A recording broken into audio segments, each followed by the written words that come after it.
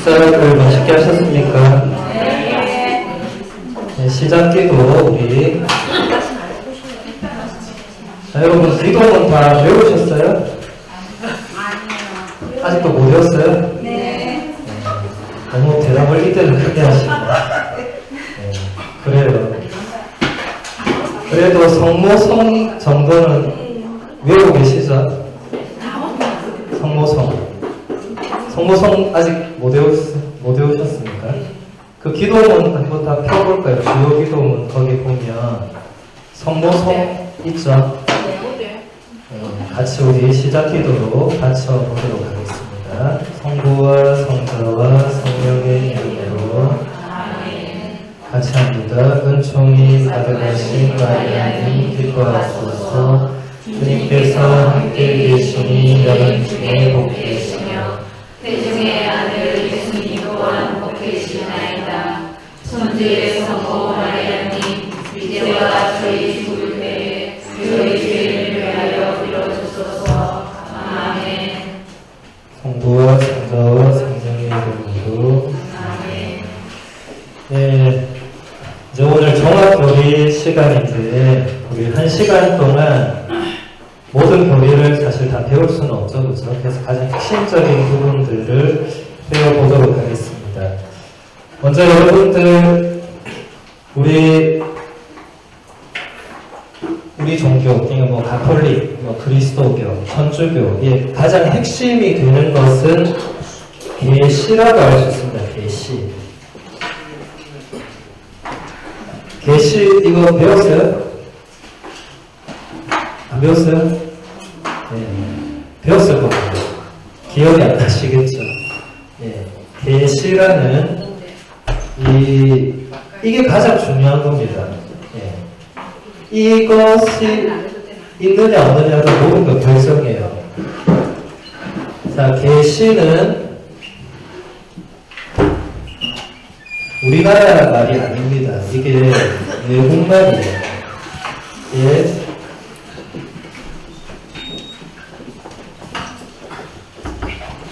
자, 이게 라틴어로 리벨라지오 이렇게 됩니다. 여기 L을 붙이면 영어로 리벨레이션 이렇게 되고요. 예. 자, 이게 뭐냐면 이 벨라이라는 말은 뭔가를 덮는 겁니다. 감추고 있는. 그러니까 이렇게 여러분 여기 창문을 보면 이쪽은 창이 이렇게 있는데 이쪽은 뭔가 창을 막아놨죠, 그죠? 네, 저기는 열려있는데 여기는 막아놨어요. 지금 이렇게 막아놓은 게 벨라이고 리벨라이 하면 저렇게 막았던 거를 여는 걸 말해요. 그러니까 이게 무슨 말이냐면 하느님 혹은 신적인 존재가 당신에 대해서 인간이 먼저 알 수가 없죠. 우리는 피조물이니까 피조물이 창조주를 알 수가 없죠.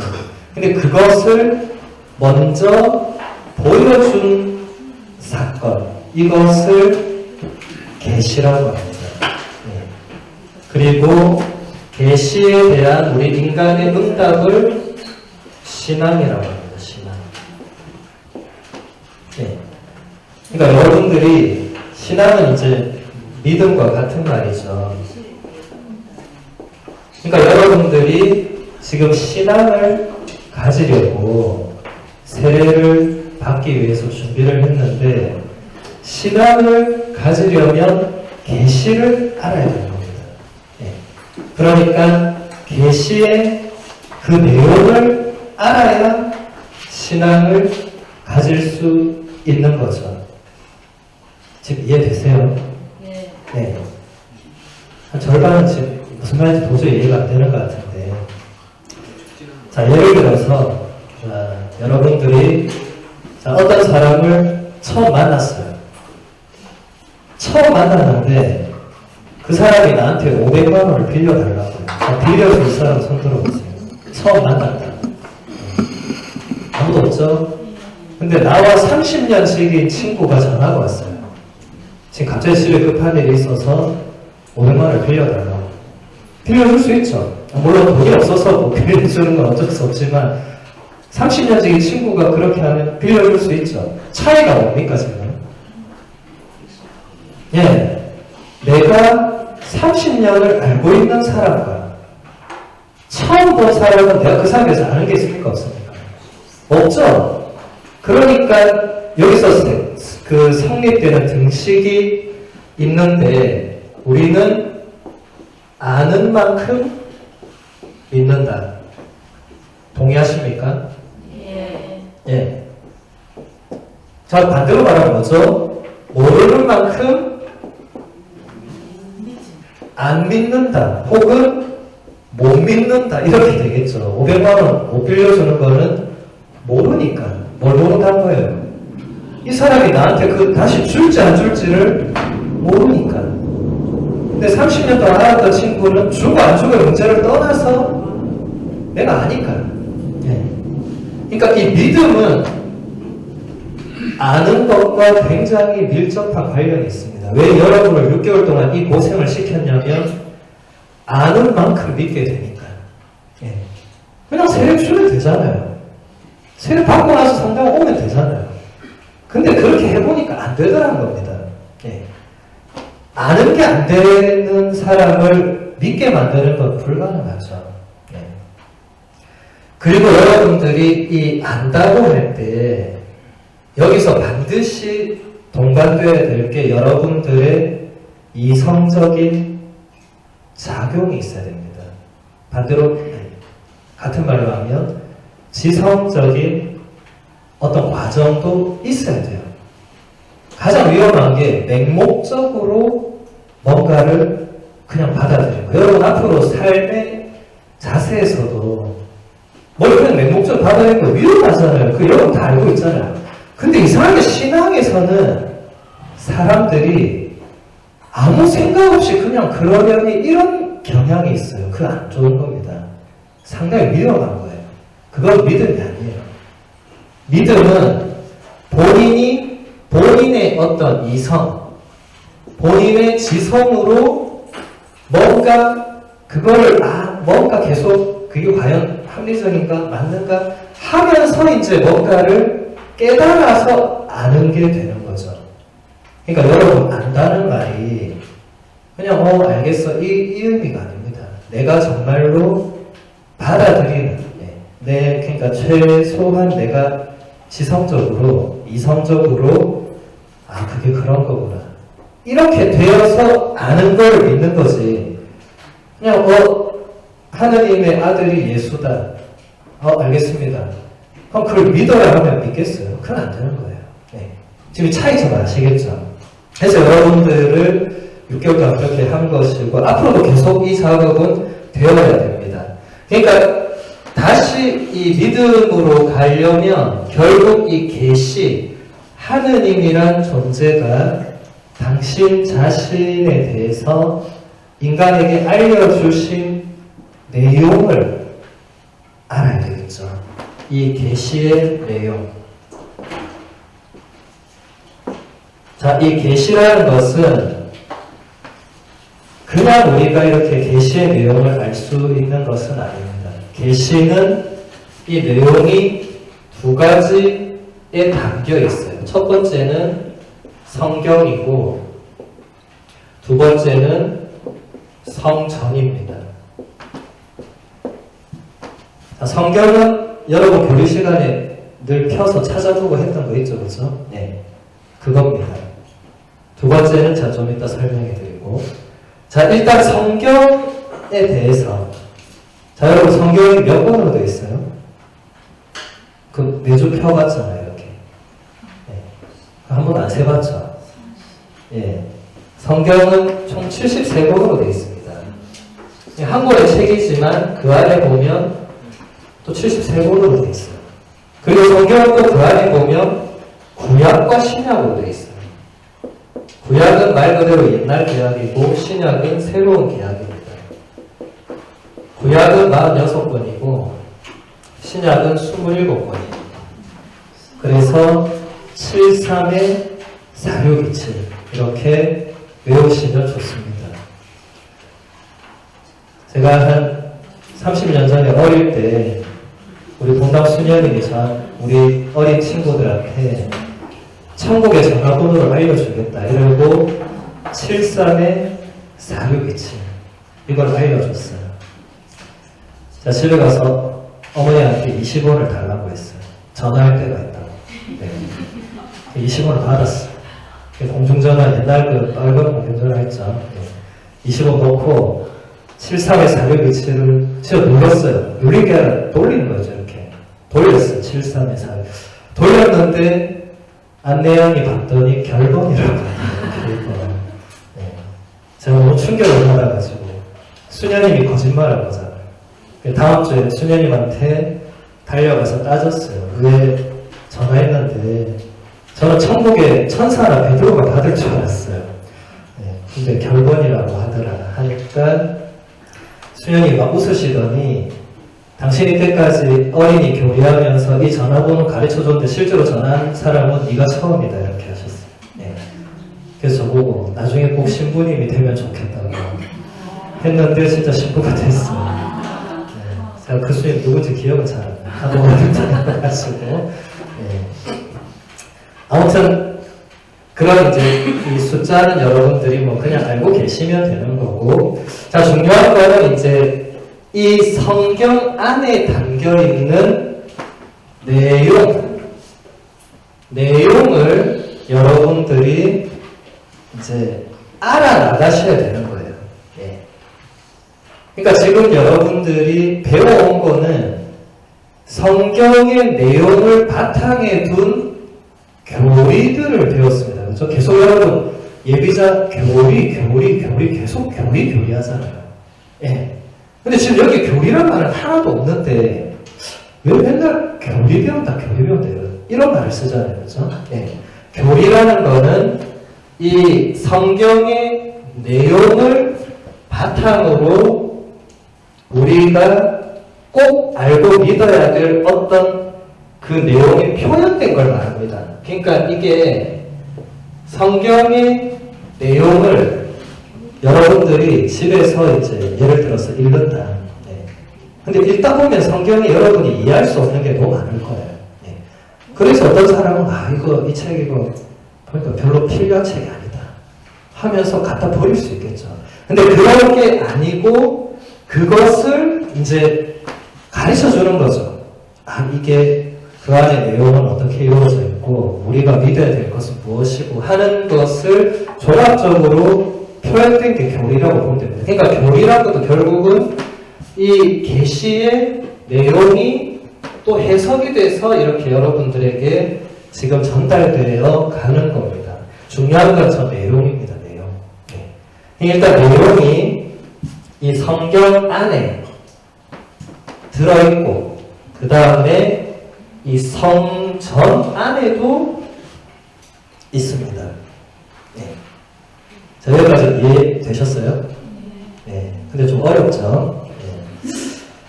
자, 성경은 처음부터 끝까지 하느님이란 존재, 그리고 하느님의 아들 예수라는 존재, 또 두 분의 영이신 성령의 존재, 이분들이 뭔가를 한 이야기가 담겨 있습니다. 그러니까 하느님이 세상을 창조한 이야기, 아들 예수님이 세상을 구원한 이야기, 성령께서 사람들에게 오셔서 뭔가 사람들을 변화시킨 이야기, 그리고 그 사건들, 이런 것들이 있어요. 그러니까 그 내용만 봐서는 여러분들이 그 내용만으로는 믿음이 생기기가 어렵습니다. 그래서 계속 뭘 배워야 되는 거예요.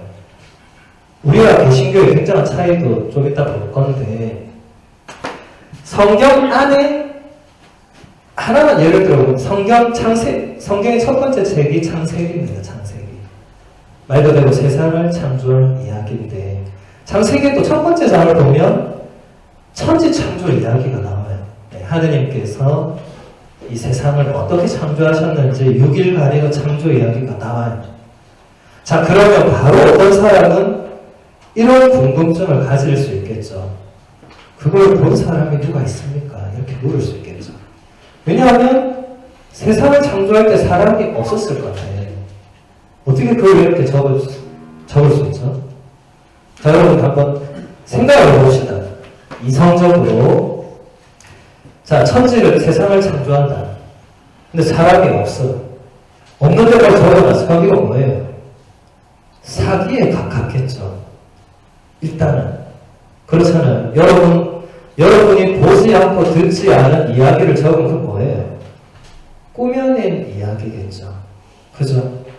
그러니까 여러분 이렇게 성경은 그냥 이성만 가지고 접근하면 별로 믿을 게 없는 이야기들입니다. 더 심하게 가면 그냥 황당한 이야기들이에요. 그래서 믿음이 없이는 또 안 되는 이야기입니다.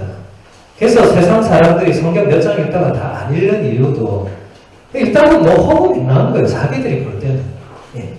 그런데 이제 여러분들이 그걸 구체적으로 배워나가다 보면 그게 단순히 성경이 그냥 있었던 역사적 사실만을 기록한 책이 아니고 그게 굉장히 그 안에 많은 것들을 담고 있다는 것을 알게 될 겁니다. 근데 그것도 모르고 그냥 몇 글자 읽다가 이거 내하고 안 맞냐고 때려치우면 뭐 더 이상 신앙으로 가고 자식을 할 것도 없는 거죠. 여러분들이 이제 성경의 내용을 앞으로도 계속 배우게 될 겁니다. 배워나가셔야 되고. 그 안에, 성경 안에 보면은 천지창조뿐만이 아니라 여러 가지 이야기들이 있는데, 여러분 그 어떤 이야기가 있으면 그 이야기가 흘러나오는 원천에는 항상 뭐가 있습니까? 우리가 살아가면서 우리 서로 막 이야기하잖아요. 그 이야기의 원천은 뭐라고 할 수 있죠? 어떤 사건이 있죠, 사건. 여러분, 옆 사람하고 대화하는 내용 가만 생각해 보세요. 우리가 뭔가 얘기할 때 사건이 있어야 얘기를 합니다. 예를 들어서, 야, 내가 어제 시장을 가다가 옆집 아줌마를 만났는데 그 아줌마 집 딸이 서울대를 갔다더라. 사건이죠, 그죠? 야, 근데 우리 집 딸은 지금 울산대도 못 가고 저러고 있다. 뭐 이렇게 뭐 얘기를 할 수 있겠죠. 예. 근데 어쨌든 중요한 것은 이야기 이전에는 사건이 있습니다. 제가 아까 얘기했죠.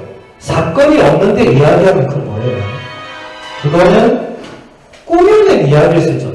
내가 어제 시장을 안 갔어.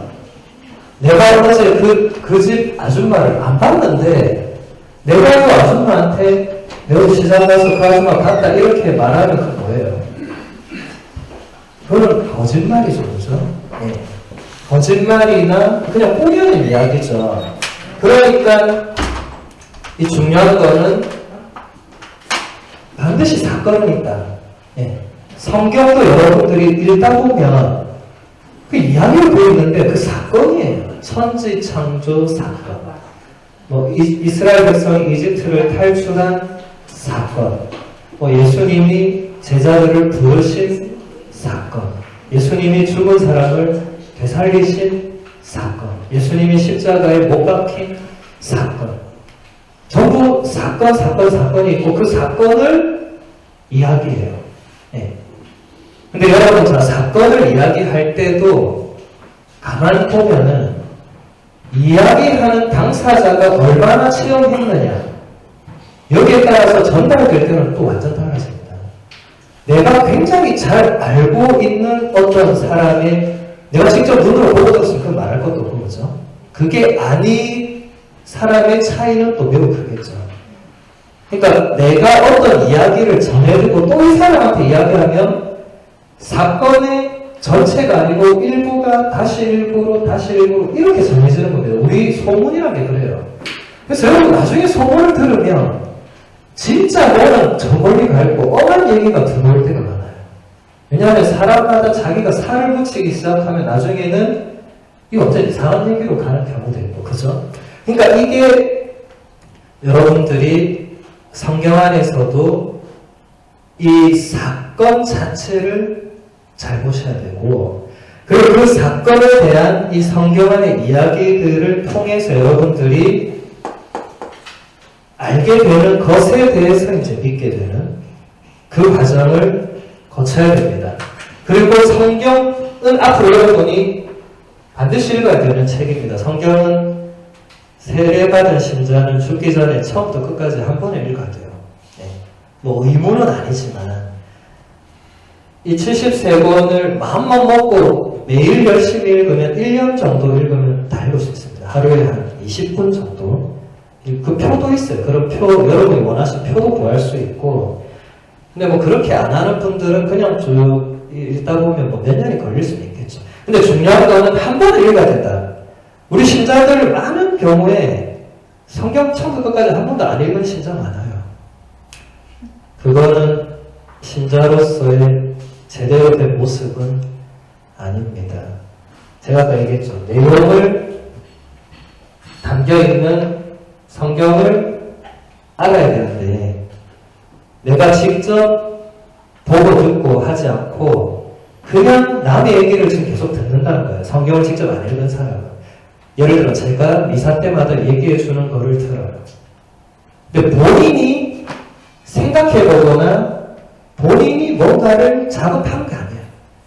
그럼 보통 어떻게 되냐면 한 귀로 듣고 한 귀로 빠지게 되어 있습니다. 네. 그럼 별로 나한테는 남는 게 없어요. 예를 들어서 제가 하느님은 살아계십니다. 하느님은 당신을 사랑하십니다. 라고 말했어요. 듣고 있는 사람들이 그런가 보다 하고는 일어나서 집에 가면 끝나는 거예요. 하느님이 사랑이고 내 삶은 아무런 상관이 없는 거죠. 본인이 스스로 질문 왜 하느님이 왜 사랑이지? 하느님이 왜 나를 사랑하지? 내가 그걸 어떻게 알 수 있지? 이런 작업을 해야 되는 겁니다. 스스로 해야죠. 우리 옛말에도 백문이 불여일견이라는 말이 있죠. 무슨 말이죠? 예, 100번 듣는 것보다, 그러니까 정확하게 말하면 100번 듣는 것이 한 번 보는 것만 못하다. 예. 그러니까 여러분들이 이제 신자 생활하면서 매주 혹은 열심한 분들은 평일에도 오시면 매일 신부님한테 뭘 들을 거예요. 신부님 강론 때 뭐 얘기하니까. 100번 강론 듣는 것보다 내가 직접 성경 펼쳐가지고 읽어보는 그게 더 중요하다는 겁니다. 네. 그렇게 해야 여러분들이 아는 뭔가가 생기고 또 아는 뭔가가 생기는 그만큼 궁금한 뭔가가 생길 수밖에 없어요. 그러면 이제 그런 거를 와서 저나 수녀님이나 한테 물어야 되겠죠. 심지어 제가 집에서 성경을 읽었는데 이 부분은 이해가 잘 안 됩니다. 예. 근데 이상하게 제가 신부 생활을 지금 12년 동안 했는데 단 한 명도 그런 질문을 저한테 한 사람이 없었어요. 신부님 뭐 좋아하세요? 이런 거 묻는 사람 많아도 그 집에서 성경 읽고 와서 뭐 이게 뭐예요? 이래 묻는 사람이 없어요. 뭐 다들 겸손하고 수줍으셔서 그렇겠지만 여러분 각자가 읽으셔야만 됩니다. 책은 여러분 여러분 책을 이렇게 펼치면 책을 어떻게 읽을 거예요?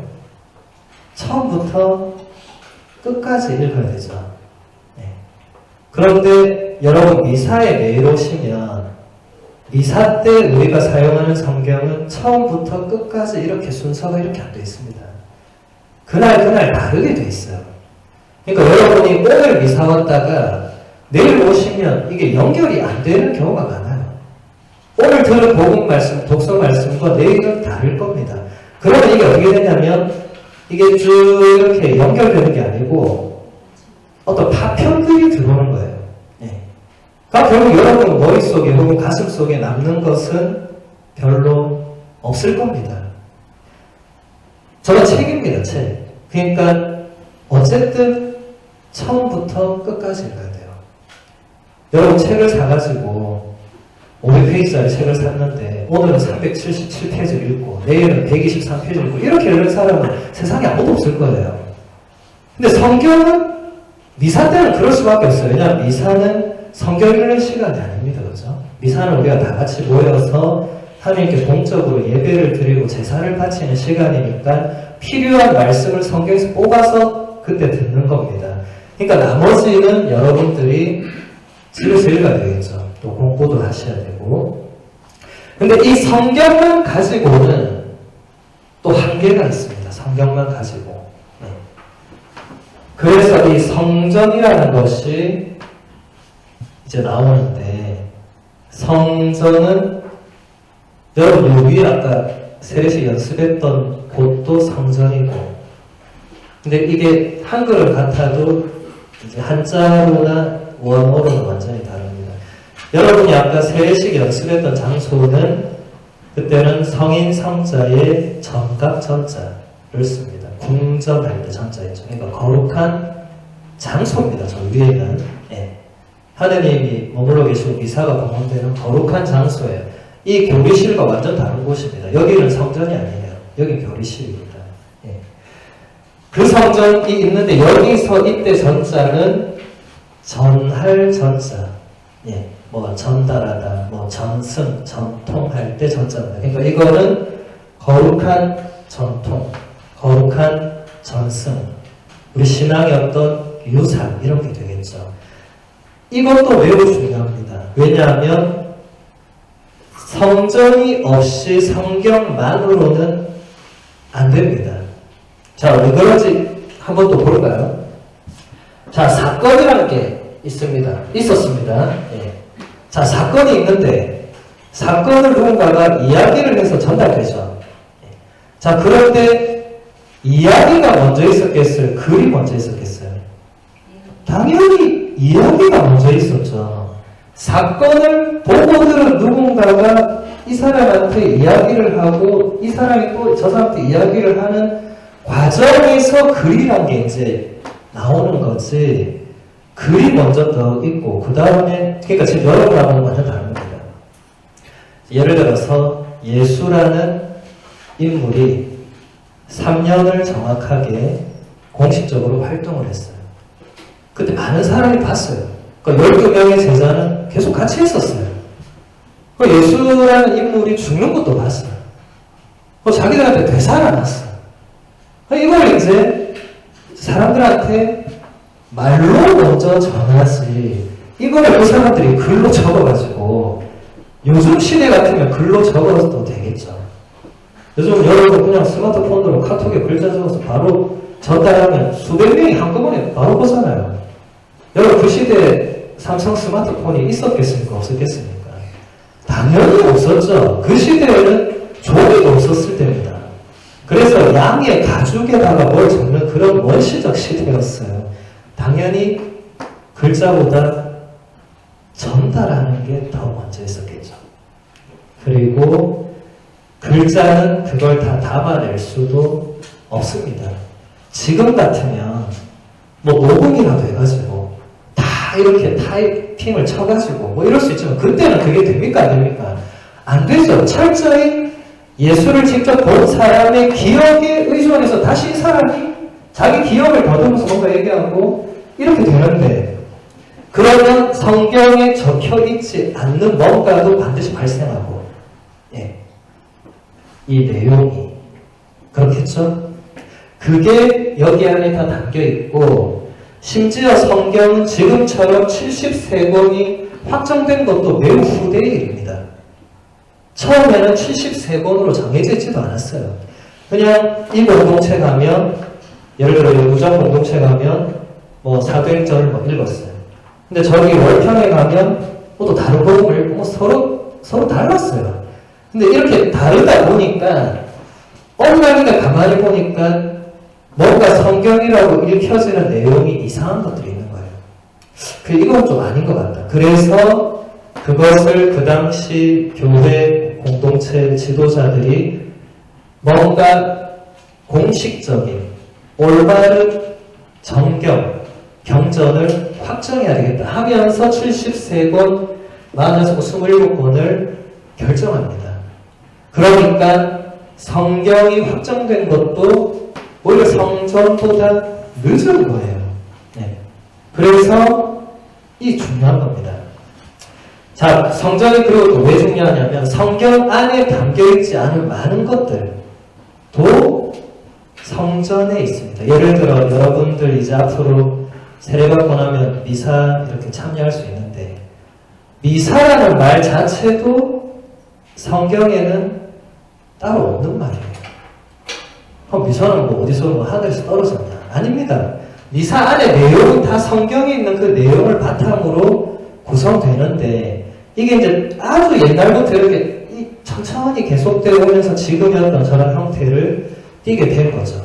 예, 저같이 이렇게 신부님이 제의를 입고 입당을 하고 성호를 긋고 뭔가 인사하고 이런 것들이 그냥 생긴 게 아니고 이런 전통적인 요소를 통해서 생겨났고 근데 그 안에서 전달되는 것은 다 이 계시의 내용들인 겁니다. 예. 하느님께서 어떻게 인간에게 오시고 어떻게 인간을 구원하고자 하시고 하는 이런 모든 이야기들이 그 안에 담겨 있어요. 이 두 가지 안에. 그래서 여러분들이 앞으로 이것을 배워나가시면 되고 이걸 언제까지 배워나가야 되느냐? 죽을 때까지 배우시면 됩니다. 제가 기억하는 어떤 사람, 신부님 죽을 때까지 어떻게 뭘 배우면서 삽니까? 이런 얘기를 해요. 그래서 제가 그랬어요. 아니 인생을 자매님이 이때까지 살아오면서 배우면서 살아오지 않았냐고. 그냥 살아오셨습니다. 당신 4, 50년을 그냥 살아온 거 있냐고. 다 배우지 않았느냐. 하루를 살아도 그 하루 동안 내가 뭔가 체험하고 경험한 게 그거 다 배움이 아니었냐고. 집에 가서 잘 생각해보면 그냥 우리는 인생을 그냥 사는 게 아니죠. 끊임없이 배우죠. 내가 의도했든 안 해도 배웁니다. 여러분 지금 앉아서 이렇게 배우는 것도 있지만 여러분 친구하고 술 한잔하면서 그냥 친구하고 얘기할 때도 내가 생각지 못한 뭔가 얘기하면 아 그렇구나 하고 배우죠. 네. 우리가 하는 모든 경험은 배움과 바로 직결되어 있습니다. 의식을 하든 안 하든 상관없습니다. 죽을 때까지 배우는 겁니다. 그래서 여러분 예전에 혹시 인생 수업이라는 책 들어보셨어요? 인생 수업. 예, 이게 2010년인가? 2009년인가? 한 10년 전에 나온 책인데, 엘리자베스 퀴블러로스라는 학자가 이제 마지막으로 쓴 책입니다. 유시화 시인이 이제 번역을 했고, 이 인생 수업의 핵심 골자는 그겁니다. 우리는 이 인생을 죽을 때까지 이 인생이라는 이 뭔가를 배우는 학교의 학생이다. 죽을 때까지. 그러니까 바꿔 말하면 인생을 70년을 살아도 이제부터 배울 게 없다가 아니고 계속 배울 게 있는 거예요. 왜냐하면 죽지 않는 이상은 죽음을 모르잖아요. 사실은. 우리는 안 죽어봤기 때문에 죽음 이후도 모르지만 죽는 것도 잘 몰라요. 계속 배워나가는 거죠. 그러면서 이제 준비를 하는 건데, 그러니까 여러분들이 신앙도 마찬가지입니다. 여러분, 하느님이란 존재는 우리의 인생에 비해서 훨씬 더 뭔가 많은 분이겠죠. 어쨌든 신적인 존재니까 우리 인간 세상에서 이렇게 왈가왈부 하는 것보다 훨씬 더 뭔가 많겠죠. 그 구체적으로 더 정확하게 표현하면 그것은 거의 신비의 영역이 되겠죠. 신비. 앞으로 여러분 신비라는 말을 많이 접하게 될 건데 신비라는 말 자체의 의미는 뭡니까? 일단 신비하면 뭘 신비라고 그래요?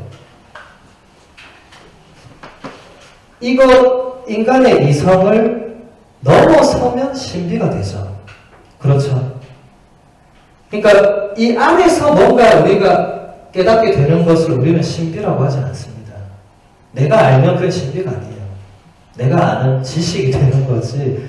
근데 내가 아무리 생각해도 이해가 안 되고 파악이 안 된다. 그런 걸 신비라고 하겠죠. 그렇죠? 예. 마찬가지입니다. 하느님이란 존재가 계시를 통해서 당신 자신과 당신의 어떤 구원 계획과 이런 거를 알려줬다 할지라도 그 존재 자체는 우리에게는 영원한 신비로 남아있는 거지 내가 뭘 파악할 수 있는 건 아니에요. 그냥 이렇게 조금씩 알게 되는 거죠. 아, 그분이 진짜 존재하는구나. 진짜 나를 부르셨구나. 나를 사랑하는구나. 이런 거는 이제 여러분들이 이 과정을 통해서 깨달아 나가는 거고 신비 자체는 영원히 신비로 남아있습니다. 그런 것은 하느님뿐만 아니라 다른 것도 그렇죠. 예를 들어서 자, 악이나 고통의 문제를 한번 보도록 하겠습니다. 악이나 고통. 악이나 고통에 대해서 자신 있게 설명할 수 있는 사람이 있습니까? 혹시? 있으면 한번 얘기해 보세요. 악이 무엇이다? 고통이 무엇이다? 얘기할 수 없죠? 왜 얘기할 수 없습니까? 우리가 알 수 있는 영역이 아닙니다, 저거는. 네. 뜻모를 고통에 딱 처했을 때 누가 답을 어떻게 해주겠어요? 그렇죠. 네. 그러니까 신비라는 것은 우리가 뭔가 파악할 수 있는 걸 넘어서는 겁니다. 그렇기 때문에 최대한 알아나갈 수밖에 없는 거지. 결국 파악할 수는 없지만 그래도 우리가 어릴 때는 뭐 아무것도 모르지만 점점 살아가면서 그래도 좀 알고 배우고 하다 보면 아 이건 저건 하면서 조금은 알잖아요. 죽을 때까지 해야 된다. 네. 그래서 그거를 미리 겁먹을 필요는 없다. 네. 그냥 여러분 지금 해오던 대로 열심히 하시면 됩니다. 여러분 밖에서는 여러분 예를 들어서 요리를 배운다. 한 달에 한 30만 원 주고 요리하고 다닌다. 얼마나 열심히 다니고 배우고 해요. 네. 근데 사실 성당만 따보면 사람들이 열심히 안 해요. 이상하게 그래요. 왜 그런지 모르겠어요.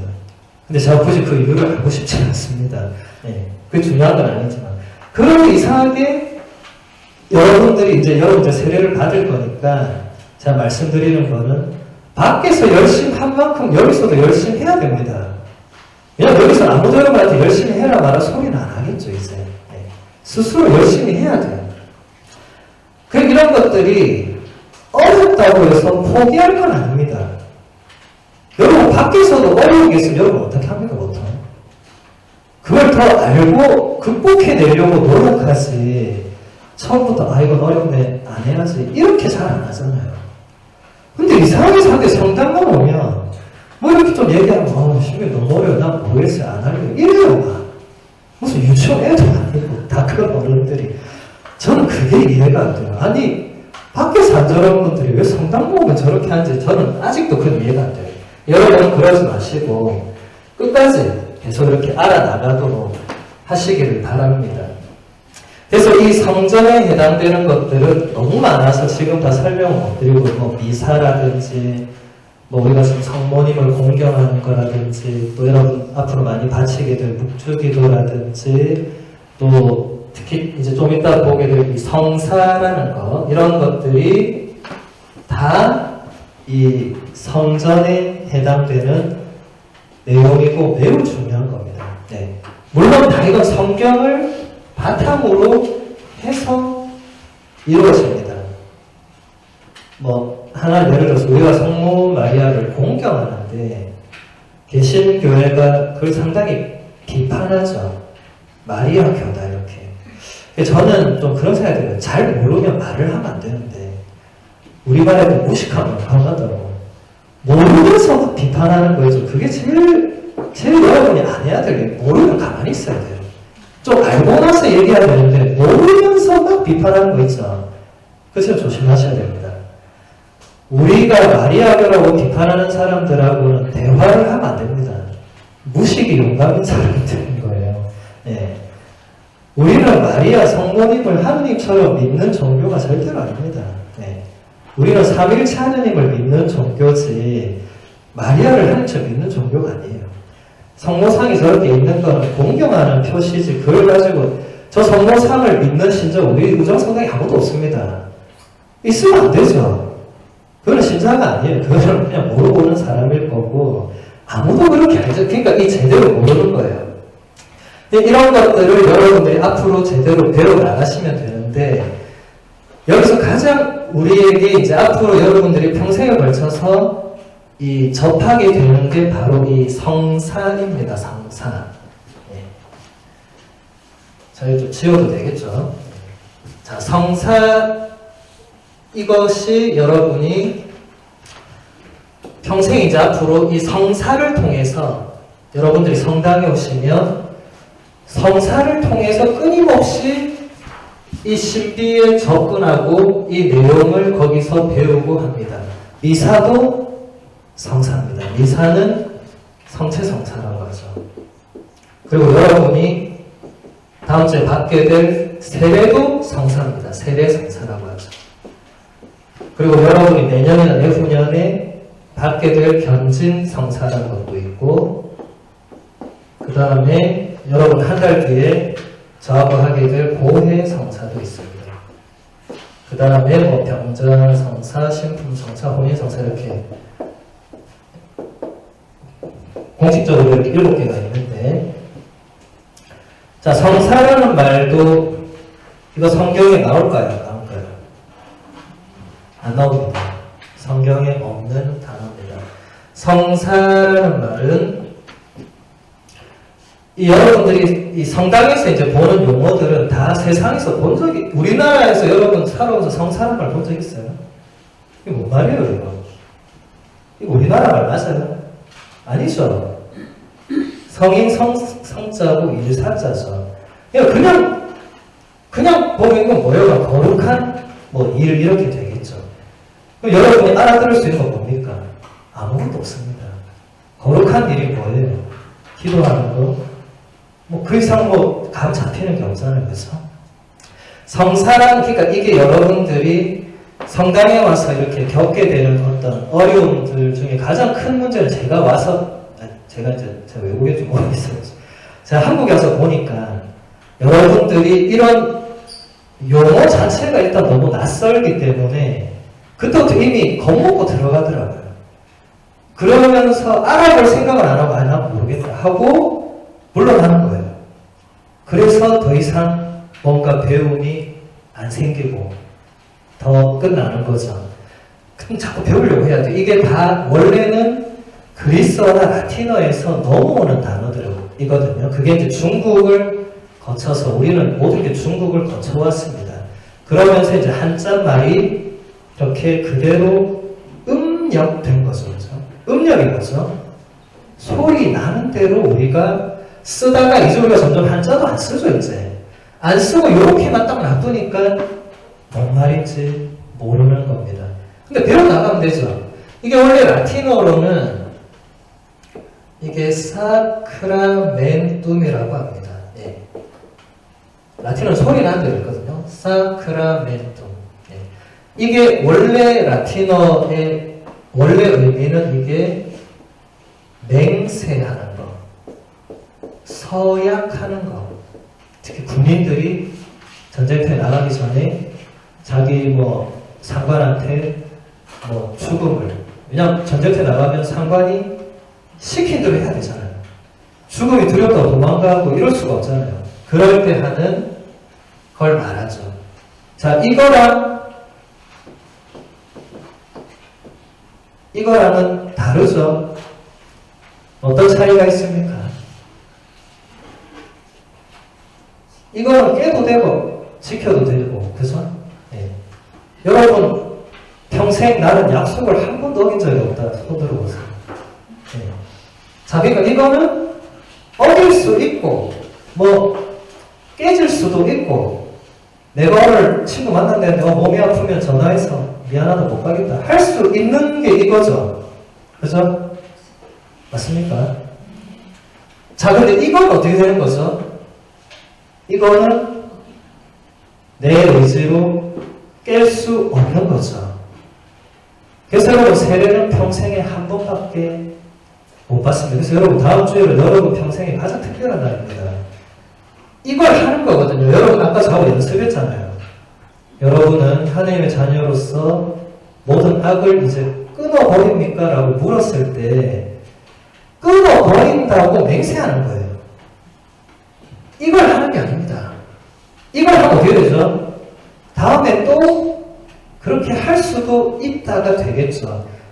근데 이쪽으로 오면 나는 이제 정말 옛날에 내가 하던 악습, 잘못된 세상의 관행들은 내가 다 끊어버리겠다 라는 맹세, 서약, 이걸 누구한테 하는 거죠? 하느님께 하는 겁니다. 네. 이런 핵심이 바로 성사가 되는 겁니다. 그러니까 성사라는 것은 이제 주체가 나와 다른 개인이 아니고 나와 하느님이라는 이 신적인 존재로 넘어가는 거죠. 그러니까 결국 성사는 하느님과 나라는 이 뭔가를 중간에 연결시켜주는 그런 매개체가 되겠죠. 네. 그러니까 이쪽에서 우리가 지금 배운 거는 그 바탕 안에 깔려있는 걸 지금 본 것이고, 이제 그것을 우리가 구체적으로 접하기 위해서 성사라는 거를 이제 여러분들이 받으면서 이제 계시의 내용도 배우고, 그 안에서 하느님께서 하신 일도 배우고 하면서 이제 믿음이라는 게 이제 서서히 생겨나는 거죠. 지금 사실 여러분이 세례받는다고 믿음이 바로 다 완성되고 이런 건 없습니다. 믿음도 죽을 때까지 점점 자라나는 거예요. 저도 끊임없이 배웁니다. 저도 여러분들을 가르치지만 가르치기 위해서는 먼저 뭐 해야 돼요? 가르치는 사람은 먼저 더 배워야 돼요. 훨씬 더 많이 공부해야 돼요. 그리고 나서 와서 그 중에 몇 가지만 이렇게 나눌 수밖에 없는 거죠. 그래서 여러분들이 다음 주에 이 세례성사라는 걸 받고, 그리고 나면 바로 한 달 있다가 이제 고해성사를 받고, 성체성사는 미사 중에 여러분이 매일 이제 성체성사를 참여하고, 경제는 매년 내후년에 받고, 경자성사는 아플 때 받고, 신품성사는 여러분들 별 해당사항 없어요. 신품성사는 이제 사제가 되는 거기 때문에. 지금 결혼 안 한 젊은이 있습니까? 남자 중에? 손 들어보세요. 한 명밖에 없네요. 이분만 가능성이 있습니다. 네, 가능성만 있습니다. 네, 그러니까 나중에 신품성사를 받을 수 있어요. 지금도 계속 열심히 노력을 해서 세례받고 3년 지나고 신학교 입학하면 됩니다. 신학교 입학해서 10년 동안 또 공부를 하고 그럼 신분이 될 수 있습니다.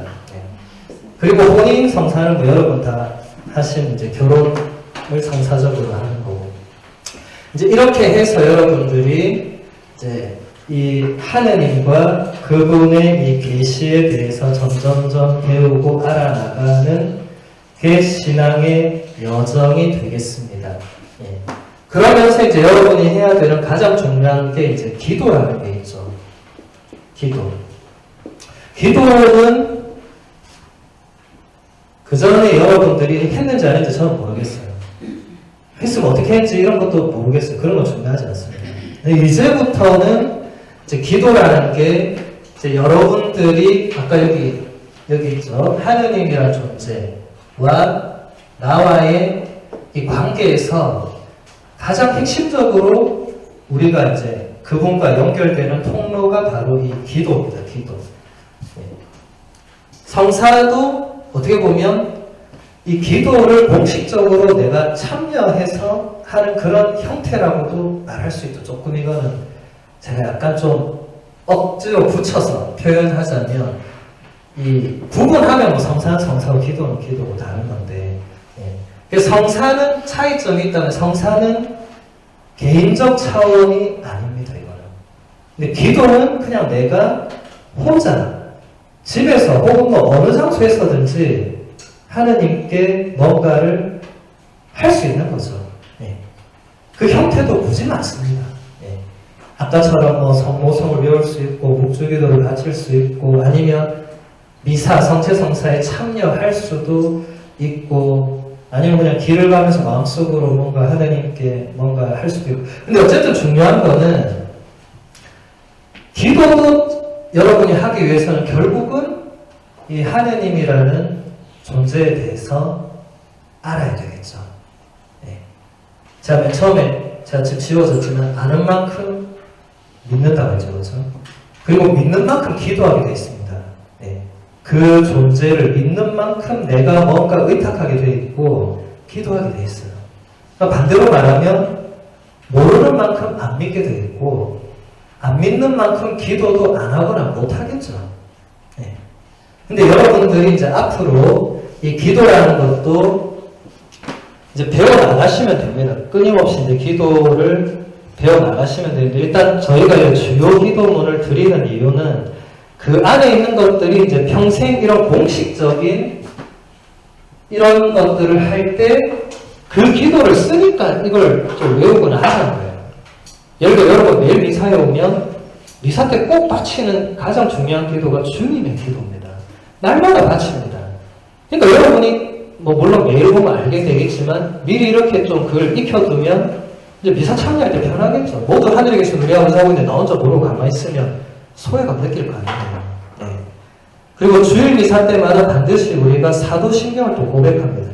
그것도 내가 알고 있으면 전능하신 천주 성부 천재 성부 하는데도 나 혼자 모르고 있으면 나 혼자 그냥 또 가만히 이렇게 소외될 거 아니에요. 그죠? 네. 그러니까 주요 기도문을 우리가 이렇게 여러분들 보고 좀 암기하라 하는 거는 여러분이 앞으로 우리 공식적인 이 신앙의 어떤 이 행위들을 같이 할 때 여러분이 기본적으로 갖춰야 될 거를 미리 알려드리는 겁니다. 그래서 이 좀 외우면 좋겠다는 거지. 신부님 저는 이제 머리가 굳어서 안 외워집니다. 그럼 뭐 어쩔 수 없죠. 근데 안 외워져도 매일 하다 보면 그냥 하게 됩니다. 하늘에 계신 우리 아버지 하고 그냥 나오게 돼 있어요. 네. 그래서 그건 앞으로 계속 하시면 되고 그 외에 여러분들이 자유롭게 하나님께 기도할 수 있습니다. 네. 근데 그러려면 아까 말했듯이 하느님에 대해서 여러분이 이제 알아야만 되겠죠. 네. 그래서 여러분 보고 제가 성경을 읽어라. 네. 그래야만 여러분이 하느님이 이런 분이구나. 예수님이 이런 분이구나. 성령님이 이런 분이구나 하고 기도할 수 있는 겁니다. 네. 그렇지 않으면 아무리 여러분에게 기도해라 해도 기도를 왜 해야 되는지, 누구한테 해야 되는지, 뭐 때문에 해야 되는지, 그리고 어떻게 하는 건지 이런 거를 모르겠죠. 근데 성경이 읽다 보면 성경 안에 나오는 사람들이 하나님께 막 기도를 해요. 그걸 읽다가 기도를 이렇게 하는 거구나 라고 또 배우게 됩니다. 물론 그런 걸 구체적으로 가르쳐주는 책도 있지만 성경은 가장 좋은 교과서도 같다고도 볼 수가 있죠. 그 안에 나오는 특히 여러분들이 기도를 배우고 싶은 사람들은 성경의 구약 성경 중에 이 시편이라는 책이 있어요. 제가 오늘 강론 때도 인용을 했는데 시편이라는 책이 있습니다. 이게 150편의 기도시로 되어 있어요. 예. 그걸 여러분이 이렇게 읽어보면 기도는 이렇게 하는 거구나 라고 배울 수 있습니다. 근데 그걸 그대로 해도 되고 아니 그걸 보고 이제 여러분이 또 하나님께 뭔가 기도를 해도 되고 예. 예수님도 시편으로 항상 기도를 바치셨어요. 예. 그만큼 여러분에게 도움이 될 겁니다. 그리고 예수라는 인물을 알기 위해서는 이 신약의 이 첫 번째 네 권의 책이 복음서라고 하죠. 그죠?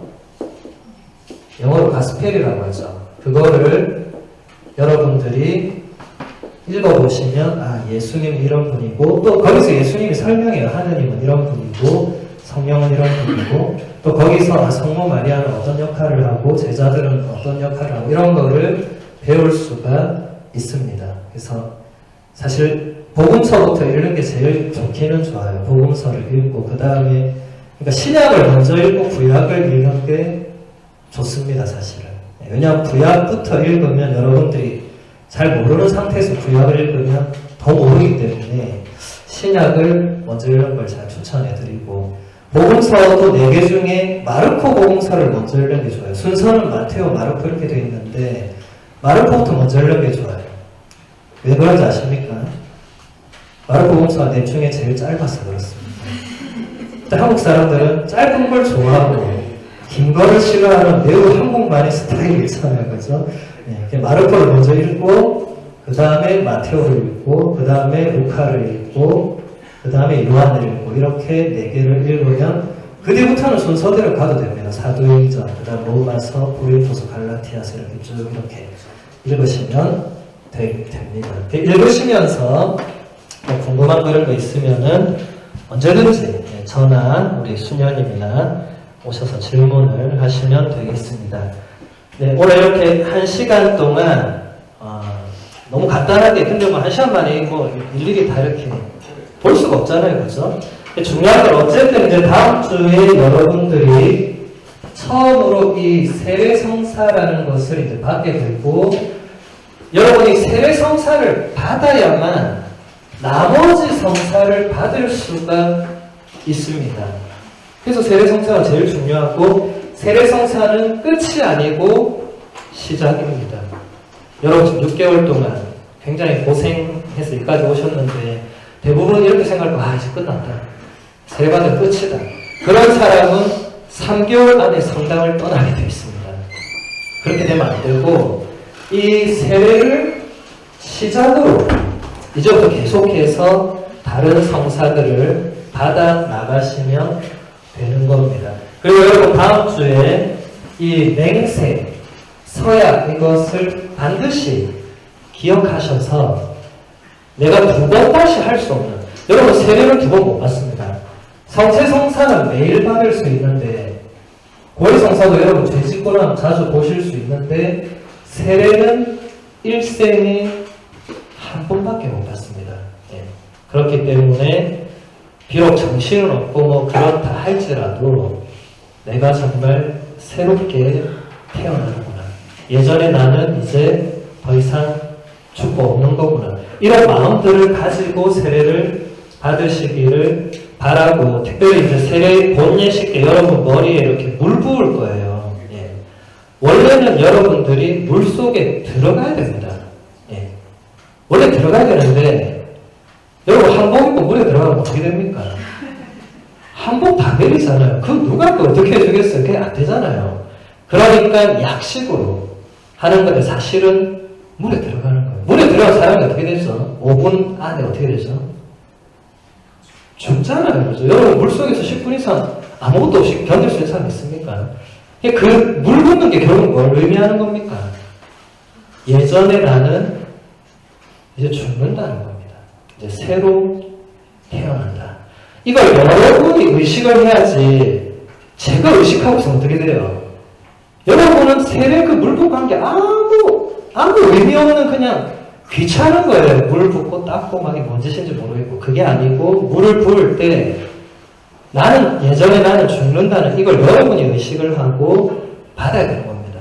그래야 새로 뭔가 태어나는, 새로 시작하는 그런 경험을 할 수 있는 거죠. 그리고 한 달 뒤에 저하고 고해성사하고 나머지 성사들은 그때 되면은 또 배우게 되실 겁니다. 네, 앞으로 여러분들 6개월 동안 이렇게 긴 여정을 오시느라 고생 많으셨고 한 주간 동안 잘 준비하셔서 다음 주일에 우리 기쁘게 세례성사 받으시면 좋겠습니다.